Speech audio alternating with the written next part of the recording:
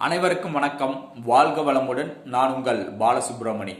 நம்ம இன்னைக்கு பார்க்குற தலைப்பு என்ன அப்படின்னா, இறந்தவர்கள் வீட்டில் திங்கக்கிழமை இரவு தங்கலாமா அப்படிங்கிறதான் கேள்வி.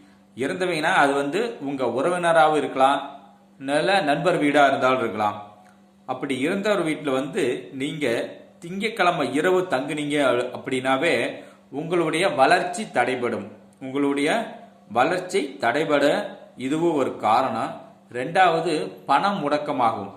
பணத்தாலையும் பாதிப்பு ஏற்படும். என்னடா அது நமக்கு கொஞ்சம் பண கஷ்டமெல்லாம் இருக்குது அப்படின்னு பார்த்தீங்கன்னா, எதனால வருது அப்படின்னு பார்த்தீங்கன்னா, இந்த மாதிரி நிகழ்ச்சி நடக்கும்போது உங்களுக்கு பண கஷ்டம் வரலாம். அதனால திங்கக்கிழமை இறந்தவரை வீட்டில் இரவு தங்க வேண்டாம்.